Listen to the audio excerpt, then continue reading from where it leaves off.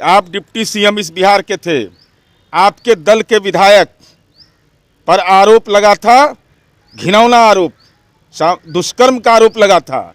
उस समय का मीडिया के पास रिकॉर्डिंग होगा, जयकारा लगा रहे थे। कानून का राज, हमारे यूएसपी पर सवाल खड़ा कर रहे हैं। जिनके पिता सजा याफ्ता हैं वो राज्य के निर्वाचित मुख्यमंत्री पर आरोप लगा रहे हैं, अनर्गल आरोप। अरे सवाल पात्रता का है। अब कोई जेल में बैठा हुआ कैदी कहे कि भ्रष्टाचार बढ़ रहा है, कोई तिहाड़ जेल से बोले सेल नंबर 2 से कि भाई क्राइम बढ़ रहा है, भाई आपको खुद उसकी पात्रता तो सिद्ध करो। नमस्कार, न्यूज़ फॉर नेशन देख रहे हैं, मैं हूं वंदना। बिहार सरकार के मंत्री रामसूरत राय को लेकर के बिहार में सियासत होना शुरू हो गया है। आपको बता दें कि बिहार में विधानमंडल का बजट सत्र शुरू है और लगातार इसकी शुरुआत हंगामे से हो रही है। कई मुद्दों को लेकर के विपक्ष लगातार सरकार पर हमलावर है। इसी क्रम में रामसूरत राय को लेकर के विपक्ष हो या सत्ता पक्ष हो, एक दूसरे पर बयानों का आदान प्रदान लगातार जारी है। इसी क्रम में जेडीयू के एमएलसी नीरज कुमार ने नेता प्रतिपक्ष तेजस्वी यादव पर जोरदार हमला बोले हैं। उन्होंने कहा है कि जब तेजस्वी यादव खुद डिप्टी सीएम थे तो वो अपने कार्यकाल को याद करें, जब उनके खुद के विधायक पर आरोप लगाए जा रहे थे तो उनको किस प्रकार की बेचैनी थी, और ये तो जो मामला है वो सरासर झूठ है।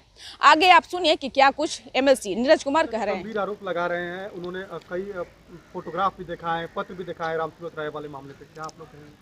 कि सबसे पहले तो माननीय मंत्री जी पर जो आरोप लगा है उस संबंध में स्पष्टीकरण माननीय रामसूरत राय जी सोशल मीडिया में जानकारी मिली, प्रेस कॉन्फ्रेंस को संबोधित करने वाले हैं। लेकिन ये विपक्ष के नेता जो 420 के आरोपी हैं, जिनके पिता सजा याफ्ता हैं, वो राज्य के निर्वाचित मुख्यमंत्री पर आरोप लगा रहे हैं, अनर्गल आरोप। अरे सवाल पात्रता का है। अब कोई जेल में बैठा हुआ कैदी कहे कि भ्रष्टाचार बढ़ रहा है, कोई तिहाड़ जेल से बोले सेल नंबर 2 से कि भाई क्राइम बढ़ रहा है, भाई आपको खुद उसकी पात्रता तो सिद्ध करो। इसलिए बोलने में हमारी उम्मीद है कि विपक्ष के नेता हैं, संवैधानिक पद पर हैं, निश्चित रूप से मर्यादा का पालन अपेक्षित है। ऐसे उनकी मर्जी, क्योंकि जब 420 के आरोपी है तो उनसे उम्मीद करना भी बेहतर नहीं होता है। उन्होंने कहा है कि नीतीश कुमार न किसी को फंसाती है न बचाती है, इस स्लोगन के साथ हमेशा चलते हैं। आज क्यों उनकी सरकार जो है सरयू राय को, रामसूरत राय को बचाने की कोशिश? मैं तेजस्वी यादव से पूछना चाहता हूं, आप डिप्टी सीएम इस बिहार के थे, आपके दल के विधायक पर आरोप लगा था, घिनौना आरोप, दुष्कर्म का आरोप लगा था। उस समय का मीडिया के पास रिकॉर्डिंग होगा, जयकारा लगा रहे थे। कानून का राज, हमारे यूएसपी पर सवाल खड़ा कर रहे हैं। अरे हमारा तो यूएसपी रहा है, और इसका प्रमाण तो तेजस्वी यादव आप खुद हैं कि जब आपके विधायक पर आरोप लगा, आप बड़ी पार्टी थे, हमने कहा रास्ता पकड़िए, पेवेलियन पकड़िए, इस पर कोई समझौता हम नहीं करते हैं। आप पर करप्शन का आरोप लगा, आपको भी हमने समय दिया, नहीं आपने जवाब दिया, आपको भी राजनीति के पेवेलियन में विपक्ष में जाकर बैठना पड़ा। इसलिए हमको कोई सिखाएगा गवर्नेंस के सवाल पर, वो अभी 420 का आरोपी, ये तो 8वां आश्चर्य है। पूरा सबूत के साथ अरे इस संबंध में कि अगर मेरे ऊपर कोई आरोप लगता है तो मैं इस्तीफा दे दूंगा। अरे इस संबंध में तो माननीय मंत्री जी आज उनका राजनीतिक रूप से जवाब देंगे ना सारे सवालों का। लेकिन मैं यह कह रहा हूं कि तेजस्वी यादव अगर गवर्नेंस पर सवाल खड़ा करते हैं, माननीय नीतीश कुमार जी पर सवाल खड़ा करते हैं, तो आईना की तरह साफ है। जब सत्ता भोग रहे थे तो जयकारा लगा रहे थे, राजवल्लभ यादव पर कार्रवाई हो रही थी, तब शहाबुद्दीन पर कार्रवाई हो रही थी, उन्हीं के दल के नेता थे ना। आपके विधायक को कल हत्यारा कहा जा रहा है। अब इस संबंध में मैं इतना ही कहना चाहता हूं कि माननीय तेजस्वी यादव जी, आप पर भी मुकदमा दर्ज हुआ है।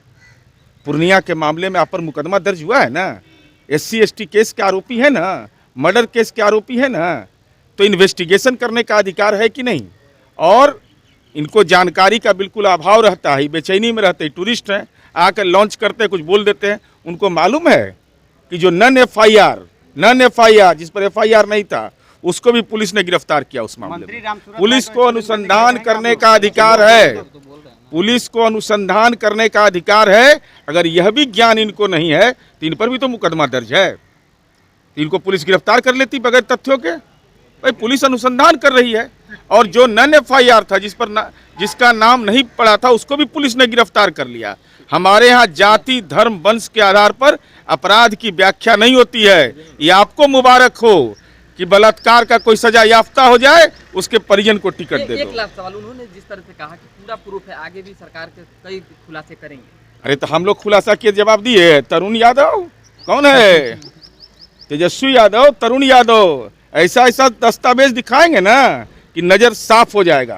आप सुन रहे थे कि क्या कुछ नीरज कुमार कह रहे थे। उन्होंने साफ तौर से कहे हैं कि जिस प्रकार से जो आरोप लगाए जा रहे हैं मंत्री रामसूरत राय पर, वो बिल्कुल गलत है, ऐसी कोई बात नहीं है।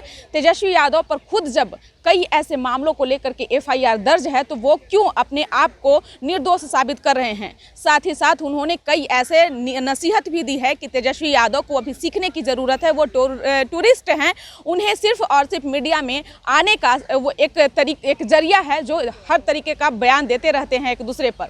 अब देखने वाली बात रहेगी कि इसका पलटवार आरजेडी की तरफ से क्या कुछ आता है। इस खबर में बस इतना ही। देखते रहिए न्यूज़ फॉर नेशन। धन्यवाद।